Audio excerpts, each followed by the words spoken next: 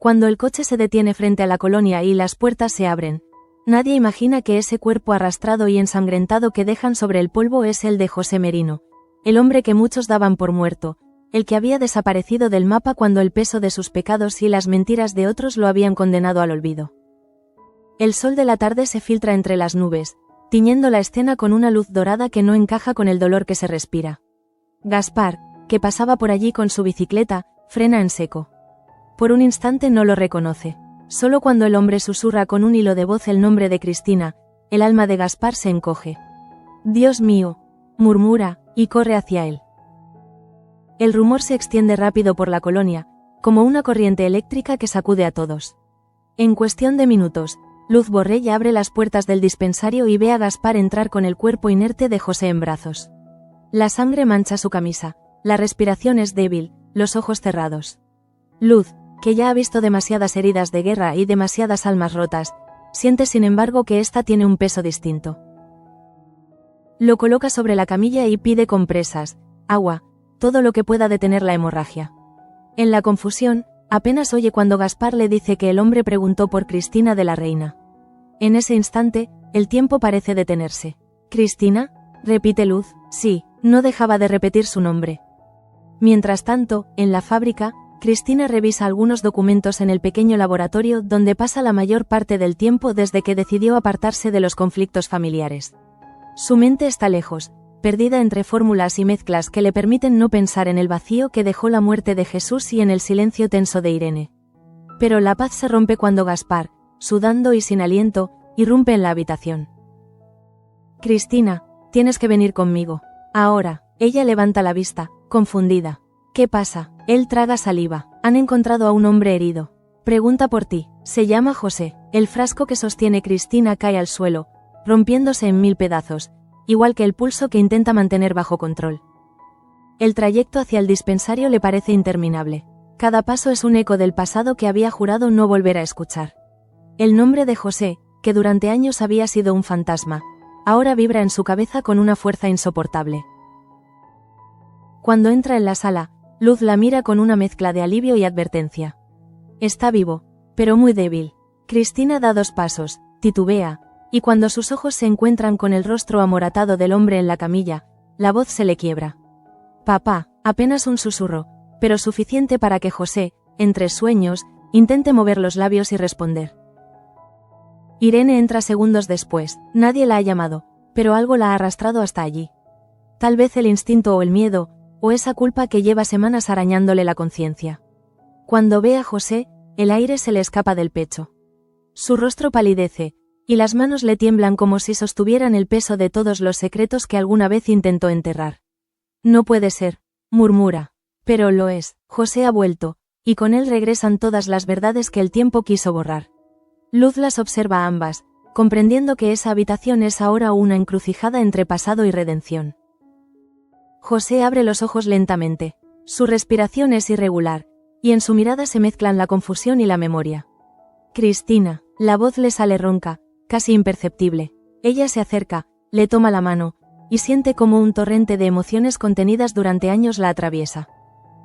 «Estoy aquí, papá, no hables», pero él insiste. «Pensé que no volvería a verte». Esas palabras, simples y temblorosas, rompen la coraza que Cristina había construido. Las lágrimas le nublan la vista, y por primera vez en mucho tiempo no se contiene. Luz se aleja discretamente, dejando que padre e hija se encuentren en la intimidad de ese dolor que no necesita testigos. Irene se queda inmóvil, pegada a la pared. Sabe que debería acercarse, pero el miedo la paraliza. Sabe también que ese reencuentro no es solo una escena emotiva. Es el comienzo del fin para las mentiras que lleva tiempo sosteniendo. José, en medio de su delirio, pronuncia su nombre. «Irene», ella da un paso atrás, como si la llamaran desde un abismo. Cristina la mira, sorprendida. «¿Papá, la conoces?». Irene intenta responder, pero su voz se ahoga. Solo consigue decir: «Debemos dejar que descanse». Luz interviene, percibiendo la tensión. Tiene razón, ahora lo importante es estabilizarlo. Pero el daño ya está hecho.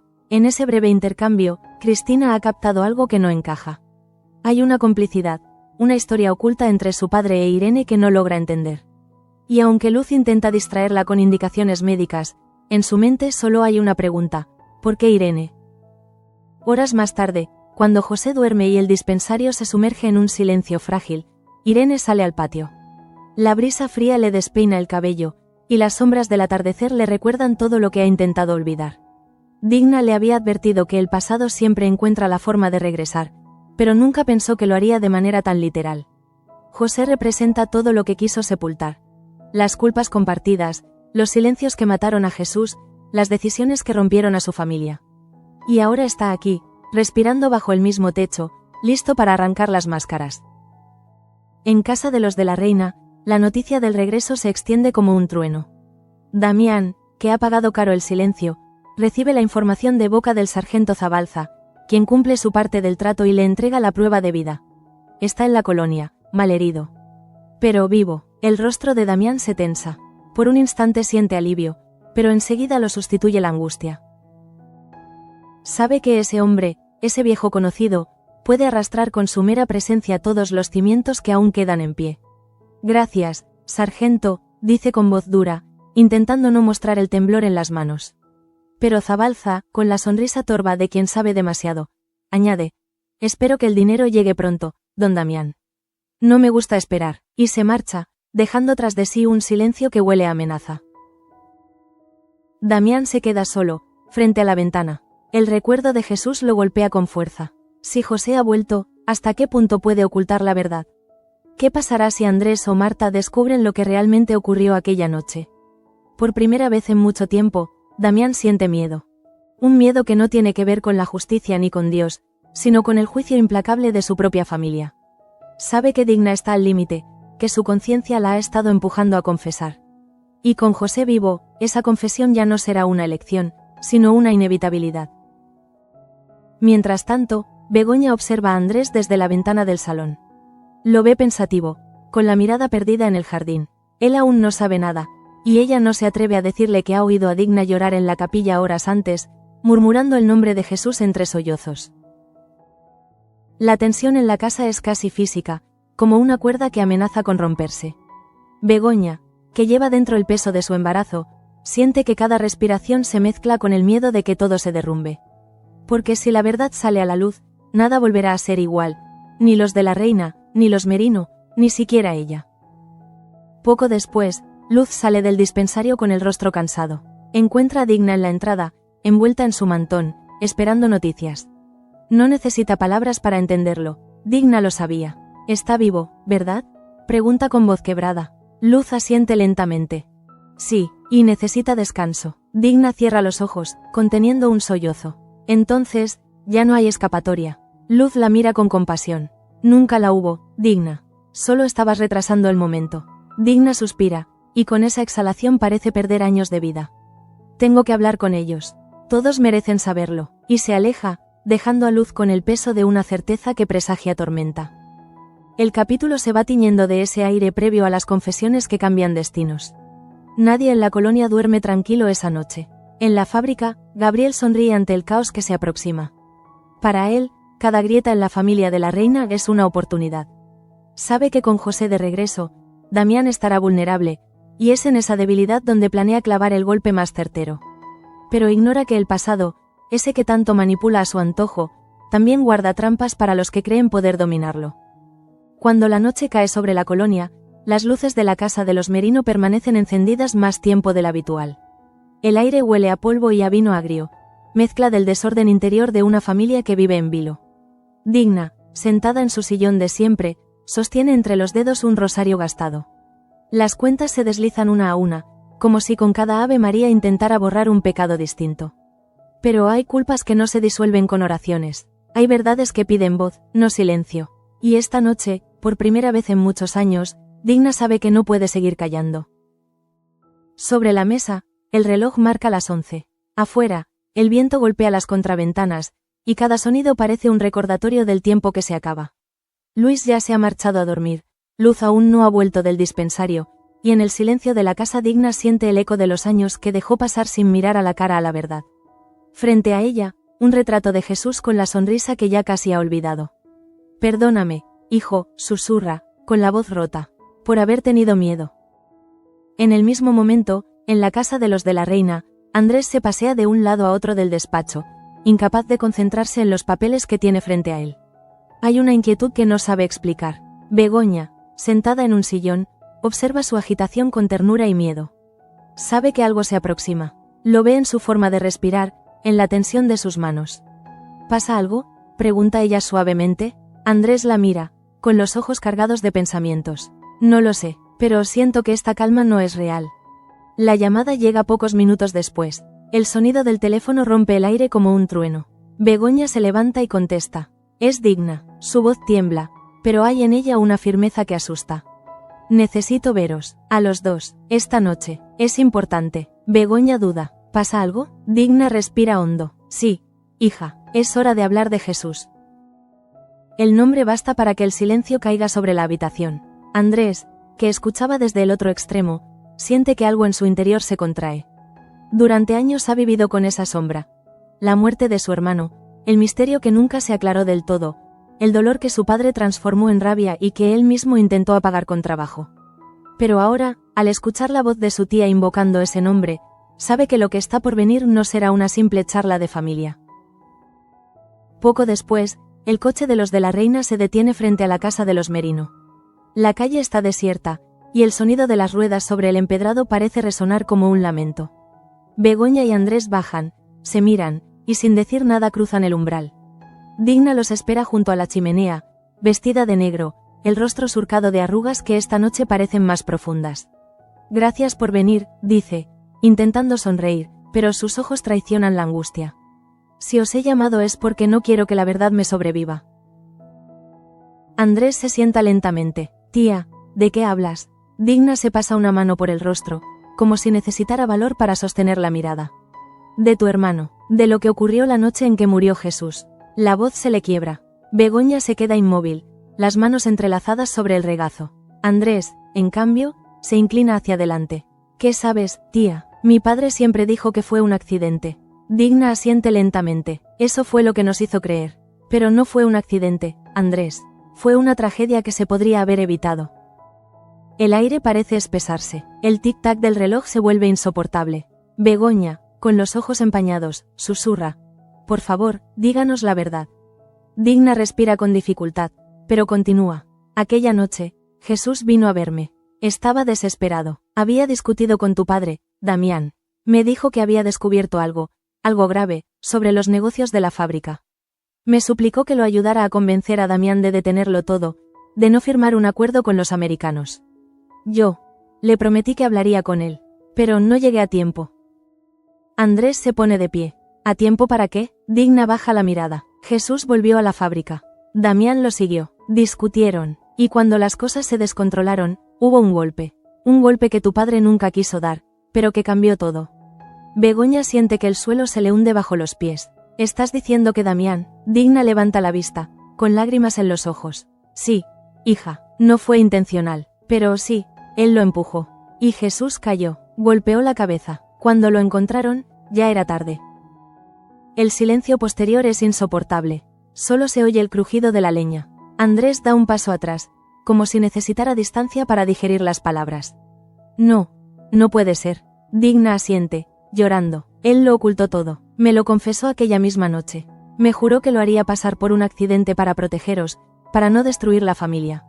Y yo, callé, porque creí que era lo mejor. Begoña, pálida, se lleva una mano al pecho. Y me dejó viuda creyendo que mi marido había muerto por su culpa. ¿Por qué, Digna? ¿Por qué nos condenaste a todos? Digna rompe a llorar, porque tenía miedo de que la fábrica se hundiera, de que mi marido, don Pedro, se vengara, de que el nombre de los de la Reina se manchara para siempre. Pero el silencio no nos salvó, solo nos pudrió por dentro. Andrés se lleva las manos al rostro. Todo lo que creía cierto se desmorona. Los años de fidelidad a un padre autoritario, las discusiones con su hermano, el rencor que lo mantuvo alejado de Begoña. Todo cobra un nuevo sentido, un sentido amargo. Jesús murió por mi padre, dice entre dientes, con una mezcla de rabia y horror. Digna asiente, y Damián vive con ese peso desde entonces. Pero ahora ya no puedo callar más. Begoña se levanta de golpe. La habitación parece girar, mira a Andrés, y ve en sus ojos un reflejo del mismo dolor. Tenemos que hablar con él. Esta mentira no puede seguir. Digna la detiene, agarrándole la mano. No lo hagas esta noche. Damián está al límite, espera a que amanezca. Pero Andrés no escucha. No puedo esperar, le haré decir la verdad, aunque me odie por ello. Cuando salen de la casa, el aire frío les corta la piel. Caminan sin hablar, cada uno atrapado en su propio torbellino. Begoña siente el peso del hijo que lleva dentro y del pasado que se le viene encima. Andrés, por su parte, siente que su identidad entera acaba de romperse. Por primera vez en su vida, duda de su padre, de su apellido, de todo lo que ha defendido. Mientras ellos se alejan, Digna se queda sola frente al fuego. Las lágrimas se le secan, pero el dolor no se apaga. En ese silencio, cree oír la voz de Jesús, esa voz que hace años la llamaba, tía, con dulzura. ¿Por qué no dijiste nada? Le reprochan su mente. Ella cierra los ojos y susurra. Porque fui cobarde, hijo mío. Luego se persigna y se queda mirando las llamas, como si en ellas pudiera encontrar la absolución que sabe que no llegará. Y en la otra punta de la colonia, Damián se sienta en su despacho, con una copa medio vacía entre las manos. Afuera llueve, cada gota que golpea el cristal suena como un eco de culpa. En el fondo, sabe que esa noche no será como las demás. Que los secretos ya no caben en las paredes de su casa. Y cuando oye el timbre y ve la silueta de su hijo Andrés en la puerta, comprende que la verdad ha llegado, puntual, como una condena. La puerta del despacho se abre de golpe, y el sonido retumba en la casa como un trueno. Damián levanta la vista, sobresaltado, y encuentra frente a sí la figura de Andrés, empapado por la lluvia, con la mirada incendiada. A su lado, Begoña tiembla, no por el frío, sino por el peso insoportable de la verdad recién descubierta.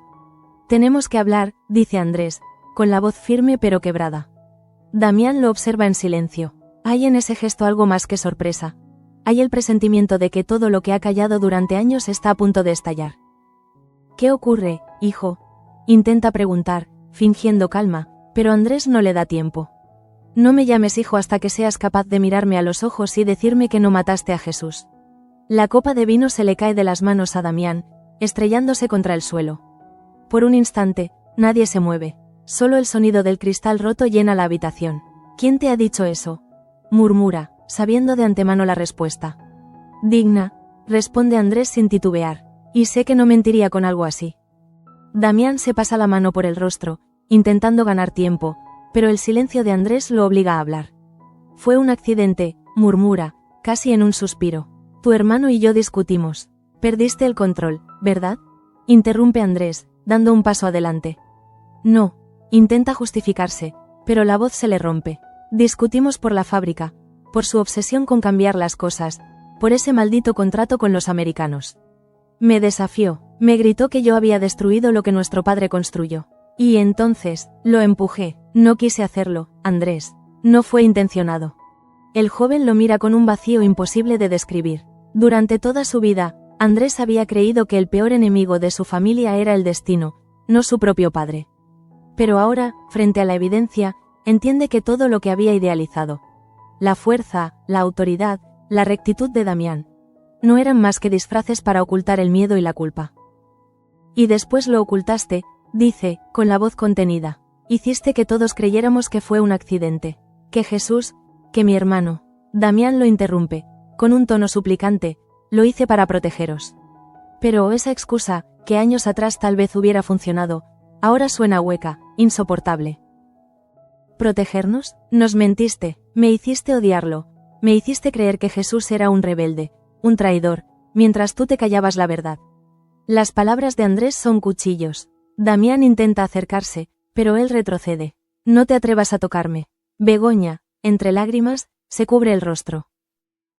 La imagen de su esposo cayendo, el recuerdo de su entierro, el silencio de todos estos años, todo vuelve a golpearla como una ola. ¿Y tú me dejaste llorarlo sin decir nada? Grita de repente, dirigiéndose a Damián. Me viste arrodillada frente a su tumba cada domingo, pidiéndole perdón por cosas que no fueron culpa mía, y te callaste. Damián no responde, la vergüenza lo encadena al suelo.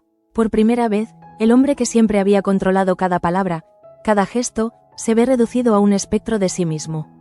No supe cómo vivir con ello, confiesa al fin. No había día que no soñara con su rostro, con su voz. Me castigó su silencio. Andrés aprieta los puños. No te castigó, padre. Te juzgó, y tú te escondiste detrás de la familia, del apellido, de la autoridad. Pero lo que hiciste fue cobardía. El silencio que sigue es insoportable. Begoña se acerca lentamente a la puerta. No puedo quedarme aquí. Andrés intenta detenerla, pero ella lo aparta. No me pidas que te acompañe. Necesito pensar, necesito entender en qué clase de mundo he vivido. Y sale, dejando a los dos hombres frente a frente, separados por un abismo. Damián se hunde en el sillón. Tu madre nunca debió saberlo, murmura. Ella no habría resistido. Andrés lo observa con amargura. No te equivoques, nadie ha resistido, ni Marta, ni Tasio, ni yo. Solo tú, que te creíste Dios. Luego se da la vuelta y se marcha, sin cerrar la puerta. El golpe del viento hace temblar los cortinajes. Damián queda solo, con los ojos fijos en la mancha de vino sobre el suelo. Parece sangre, y en el fondo, lo es. Mientras tanto, en la calle, Begoña camina sin rumbo. La lluvia le empapa el vestido, pero no siente frío. Todo dentro de ella es un torbellino. Recuerda a Jesús, su risa, su manera de mirarla cuando hablaba de la fábrica con ilusión, su promesa de construir una vida distinta. Ahora comprende que su muerte no fue castigo divino, ni destino, ni casualidad. Fue la consecuencia del orgullo, y no puede evitar pensar que ese orgullo sigue vivo, encarnado en Andrés, que sin querer repite los mismos errores de su padre. El pensamiento la sacude, la hace llorar más, porque si algo teme, es que la historia se repita. En la fábrica, mientras tanto, la tormenta familiar se convierte en rumor. Las paredes tienen oídos, y los oídos, lengua. Y es Gabriel de la Reina quien escucha con mayor interés. Un obrero le cuenta que Digna ha hablado, que Damián está destruido, que los de la Reina han perdido el control. Y en esa frase, Gabriel encuentra la música que tanto había esperado oír. Entonces el momento ha llegado, murmura, con una sonrisa apenas perceptible. Gabriel camina por el pasillo de su oficina, con paso firme. Sobre la mesa reposan los documentos del contrato con los americanos, el mismo que provocó la muerte de Jesús. Lo observa con detenimiento, como quien contempla una reliquia maldita. Todo comenzó por esto, dice para sí mismo. Por la ambición, por el poder, pues que sea también la causa de su caída. Abre el cajón y saca una carpeta con el sello de Brossard, la empresa rival. Dentro, una copia falsificada del contrato. Su plan es simple. Sustituir los documentos reales por estos, de modo que cuando se firme el acuerdo, la fábrica se vea envuelta en un escándalo internacional. Un golpe maestro, una venganza perfecta. Pero antes de actuar, Gabriel necesita una distracción, y sabe exactamente dónde encontrarla. Esa tarde, busca a María Duque, que aún se recupera de su lesión. Ella, que ha estado tratando de ocultar su recuperación para no volver a la fábrica, se sorprende al verlo en la puerta de su apartamento. ¿Qué quieres ahora?, le pregunta con tono cansado. Gabriel la mira con una mezcla de dureza y falsa ternura. He venido a advertirte, se avecina una guerra en la familia de la Reina, y tú estás en medio, aunque no lo sepas. María lo observa, desconfiada. ¿Por qué debería creerte? Él sonríe, porque soy el único que puede evitar que te arrastre la tormenta. La joven siente un escalofrío. No sabe si Gabriel le tiende la mano o la soga. Pero hay algo en su voz, en esa calma peligrosa, que la deja paralizada. ¿Qué sabes?, pregunta finalmente. Gabriel se inclina, bajando la voz. Sé que Andrés está a punto de perderlo todo. Y cuando lo haga, buscará consuelo donde siempre lo encontró, contigo. María traga saliva. No te metas en eso. Gabriel la mira con una chispa de crueldad. No soy yo quien se mete. Es el destino. Luego se da media vuelta y se marcha, dejando tras de sí el olor inconfundible del peligro. Esa noche, mientras los relámpagos iluminan la colonia, todos los caminos parecen converger hacia un mismo punto: la caída de los de la Reina. Andrés deambula por los pasillos de su casa sin encontrar paz. Begoña llora sola en el dormitorio de invitados. Damián bebe en silencio hasta quedarse sin fuerzas, y Gabriel observa desde su ventana el resplandor de los relámpagos sobre la fábrica, como si el cielo mismo celebrara la llegada del caos. Por fin, murmura, por fin todo se equilibra, pero ignora que la justicia del destino no distingue entre verdugos y víctimas, y que cada venganza deja una deuda nueva. La madrugada llega con una quietud engañosa. En la casa de los de la Reina, las luces continúan encendidas, aunque nadie duerme. La lluvia golpea las ventanas como si quisiera entrar, y dentro, Damián permanece sentado en la penumbra del despacho, frente al retrato de Jesús. Ha vaciado varias botellas de vino, pero el alcohol no consigue silenciar las voces de su memoria. Cada rincón de la habitación parece devolverle los ecos de aquella noche maldita. El grito, el golpe seco, el silencio posterior. No quise hacerlo, repite una y otra vez, pero el eco de su propia voz le suena hueco, como si ni siquiera él creyera ya en sus palabras. El reloj marca las 4:30. La llama de una vela parpadea sobre el escritorio. Damián extiende la mano hacia la fotografía de su hijo muerto. Si pudiera cambiarlo, susurra, con los ojos empañados. Pero no hay redención posible para quien construyó su imperio sobre el silencio y el miedo. En ese momento, siente un ruido detrás. Es Marta, que se ha levantado, incapaz de dormir. «Padre», dice con voz baja, «¿qué ocurre? Andrés salió hace horas, y Begoña no ha vuelto». Damián intenta recomponerse, pero su rostro lo delata. «No te preocupes por ellos», responde, sin mirarla. «Hay cosas que, pronto entenderéis». Marta lo observa con un nudo en la garganta. «¿Qué cosas? ¿Tiene que ver con Jesús?». La mención del nombre la hace estremecerse. Damián no contesta, solo baja la mirada y se pasa una mano por el rostro, agotado. «No deberías estar aquí», dice, y se marcha, dejándola con más preguntas que respuestas. Al amanecer, Begoña camina sola por los caminos embarrados que conducen al convento. No sabe muy bien qué busca, tal vez un poco de silencio, o tal vez castigo. Siente que dentro de ella hay dos vidas, la del hijo que lleva en el vientre y la del pasado que acaba de morir. Cada paso le pesa. Al llegar al portón, una monja la recibe con dulzura. «¿Necesita ayuda, hija?». Begoña la mira, y su voz apenas es un suspiro. «Necesito perdonar. Pero no sé a quién». La religiosa la invita a entrar, pero Begoña se detiene. «No puedo, no aún». Da media vuelta y se aleja, con la cabeza baja, sin darse cuenta de que, desde el otro lado de la calle, alguien la observa. Gabriel. Él no se mueve, la ve alejarse y sonríe con esa mezcla de fascinación y cálculo que lo caracteriza. La debilidad de Begoña es su oportunidad. «El dolor siempre abre puertas», murmura. Deja caer el cigarrillo al suelo y se marcha hacia la fábrica, donde el silencio matutino es apenas roto por el sonido de las máquinas. Allí, lo espera Tasio, revisando unos documentos. «Llegas temprano», comenta, sin levantar la vista. Gabriel sonríe. «El que madruga controla el destino, ¿no?». Tasio asiente, distraído. «Tenemos que preparar los papeles para la reunión con los americanos. Don Damián no va a venir». Gabriel se acerca lentamente. «Entonces, dejará todo en nuestras manos». Tasio lo mira, sin imaginar la trampa que se cierra a su alrededor. Con gesto sereno, Gabriel deposita sobre la mesa un legajo de documentos idénticos a los originales. «He hecho unas correcciones técnicas para facilitar la negociación. Si te parece bien, podemos presentar esto al mediodía». Tasio, agotado y sin sospechar nada, firma sin revisar. En su mente, solo hay cansancio y preocupación por la tensión en la familia. «Haz lo que creas mejor, Gabriel. Confío en ti». La sonrisa que se dibuja en el rostro del hombre es apenas perceptible, pero en su interior siente el vértigo de la victoria. Por fin, después de meses de maniobras, el golpe empieza a tomar forma. Mientras tanto, Andrés camina sin rumbo, con el rostro endurecido y los pensamientos dispersos. El amanecer lo encuentra frente al taller donde trabaja María Duque en su rehabilitación. No tenía intención de ir, pero sus pasos lo han llevado allí casi por instinto. A través del cristal, la ve intentando levantarse de la silla con ayuda de unas muletas. La visión lo desarma. Abre la puerta sin pensar.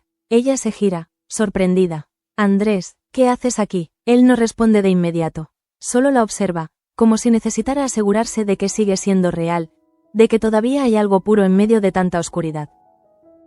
«Necesitaba verte», dice finalmente. María se apoya en la mesa, buscando estabilidad.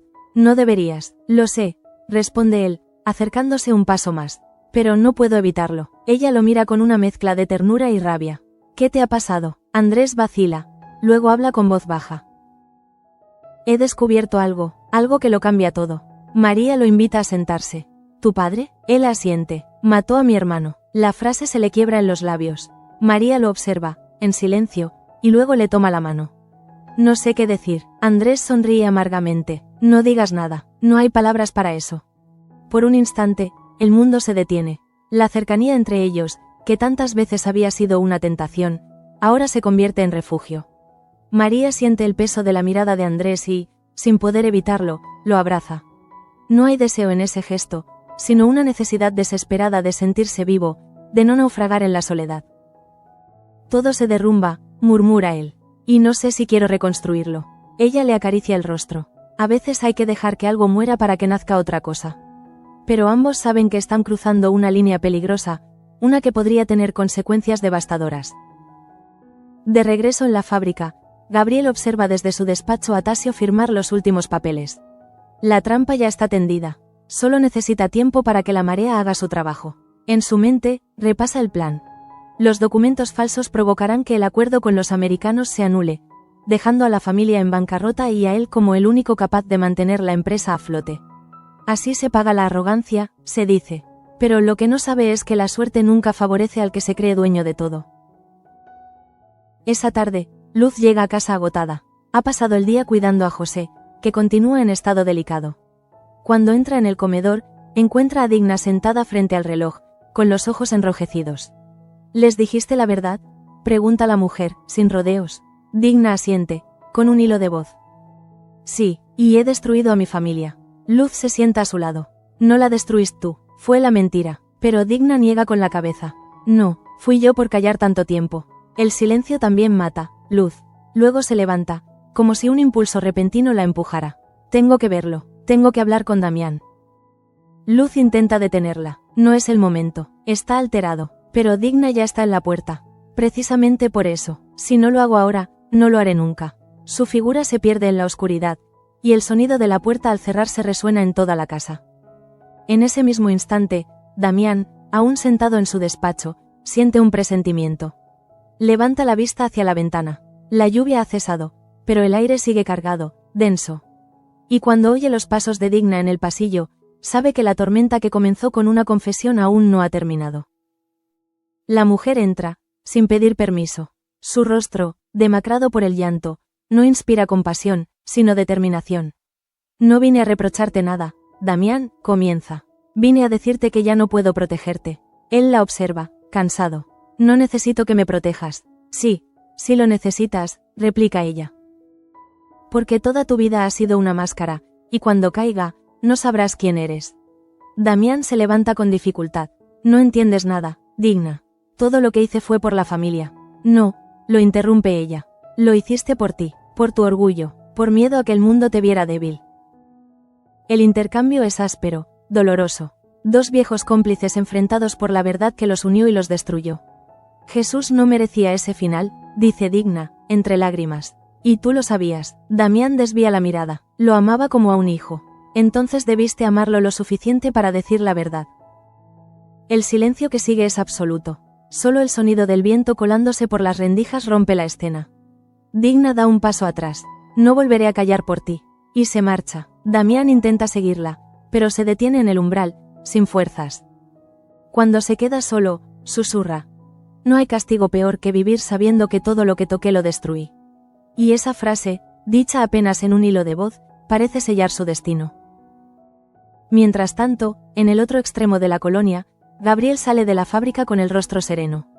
El primer movimiento ha sido ejecutado. Las piezas del tablero están en marcha.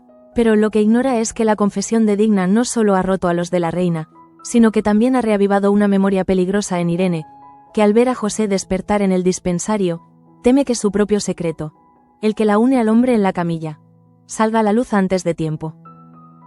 Esa noche, la colonia duerme, pero el destino no. En la oscuridad, cada personaje carga con su culpa, su miedo o su deseo. Nadie sabe que lo peor aún está por llegar. La noche se disuelve lentamente en una mañana gris. El aire huele a humedad y a tabaco. En el dispensario, el silencio es tan denso que se puede oír el sonido de cada respiración. José Merino, tendido en la cama, comienza a moverse. Su rostro, pálido y cubierto de cicatrices, se contrae en una mueca de dolor. Luz, que lleva horas vigilándolo, se levanta y le toma el pulso.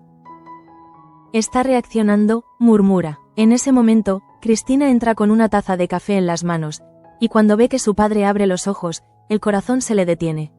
Papá, susurra. José parpadea varias veces, como si la luz del día lo hiriera. Luego, lentamente, enfoca la mirada en ella.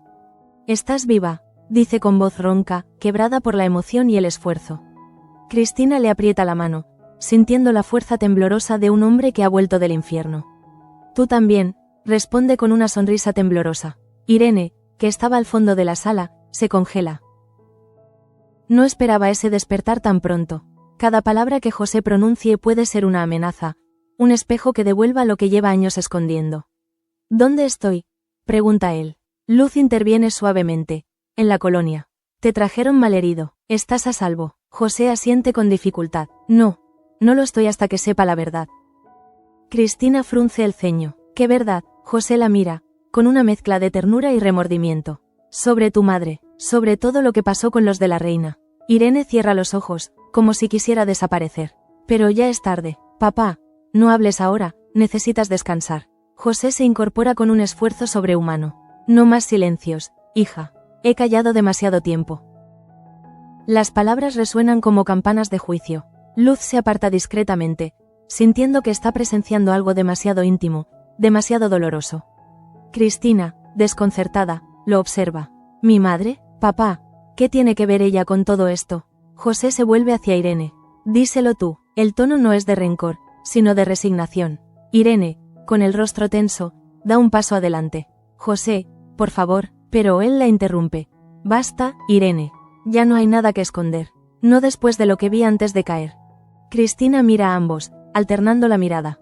¿Qué está pasando? ¿Qué está diciendo? Irene respira hondo, intentando mantener la calma. Tu padre y yo compartimos un pasado, uno que nunca te conté porque pensé que estaba muerto. Cuando Jesús murió, José intentó detener a Damián, pero fue tarde. Después, desapareció, y yo, se detiene, y tú me dejaste crecer creyendo que todo había sido culpa de los otros, la interrumpe Cristina, con un tono que mezcla dolor y traición. Tú también me mentiste. Irene la mira con lágrimas en los ojos. Te mentí para protegerte, pero Cristina se aparta. Eso dicen todos. Su voz se quiebra. Primero Damián, ahora tú. ¿Cuántas vidas más destruyó esa maldita noche? José la observa con pesar. Tu madre no es tu enemiga. Los de la reina lo son. Todos ellos. Usaron a tu hermano, usaron a tu madre, y me usaron a mí. Pero su tiempo se acabó. Mientras esas palabras se clavan como dagas en el aire, en la fábrica el caos comienza a desplegarse. Gabriel, oculto en su despacho, observa cómo Tasio entra en la oficina central con los papeles firmados. Los americanos ya están esperando. Todo parece avanzar según el plan. Gabriel finge cordialidad, ofreciendo café, sonriendo como si todo estuviera bajo control. Pero en su interior, la adrenalina le corre por las venas. Hoy caerán, piensa. Sin embargo, el destino siempre encuentra formas inesperadas de torcer los hilos. Uno de los intérpretes norteamericanos, al revisar los documentos, se detiene. Esto no coincide con la versión que recibimos hace una semana. Tasio se sobresalta. ¿Cómo que no? El hombre señala una cláusula. Aquí figura una empresa intermediaria que no aparece en el registro. Brossard Imports. Los murmullos crecen. Tasio se vuelve hacia Gabriel, perplejo. ¿Qué significa esto? Gabriel, con una serenidad forzada, intenta reaccionar. Debe de haber un error de imprenta. Pero el representante americano lo mira con desconfianza. Un error de imprenta que desvía millones de pesetas. No lo creo. La tensión estalla. Uno de los directivos llama al teléfono del despacho de Damián. Señor de la reina, tenemos un problema. Damián, con la voz ronca, escucha las palabras y siente cómo el suelo se le abre bajo los pies. ¿Qué estás diciendo? Que alguien manipuló los contratos. Si esto trasciende, la fábrica perderá el acuerdo y el gobierno podría intervenir. Damián cuelga, pálido. En su mente, solo hay un nombre, Gabriel. En el despacho, Tasio finalmente comprende. Mira a su primo con horror. Fuiste tú. Gabriel sonríe, sin molestarse en negarlo. No hacía falta tanto tiempo para descubrirlo, Tasio. Yo solo hice lo que todos temían hacer. Romper con el legado podrido de esta familia. Tasio avanza un paso. Has condenado la fábrica. No, la he liberado, replica Gabriel. De la mentira, de la hipocresía, de ese apellido que llevamos como una cadena. El enfrentamiento se vuelve violento. Tasio intenta detenerlo, pero Gabriel se aparta. No me mires así. ¿Acaso tú no sabías lo que hizo tu padre con Jesús? Todos lo sabían. Todos callaron. Esa frase es un golpe. Tasio lo observa, mudo. ¿Quién te lo dijo? Pregunta finalmente. Gabriel sonríe. El silencio de tu padre lo gritaba. Luego sale de la oficina, dejando atrás el caos que él mismo ha provocado. Horas más tarde, la noticia llega a toda la colonia. Los contratos se anulan, los americanos se retiran, y la fábrica queda al borde del colapso. Los trabajadores se agolpan en el patio, murmurando, temiendo por su futuro. Damián sale a enfrentarlos. Su rostro es una máscara de derrota. He fallado, dice con voz quebrada. He fallado como padre, como patrón y como hombre. Nadie responde, incluso los más fieles lo miran con lástima. Sabe que es el fin de una era. En el dispensario, mientras tanto, José intenta incorporarse. Cristina, aún confundida, lo ayuda. No te esfuerces, le dice. Pero él insiste. Tengo que hablar con Damián.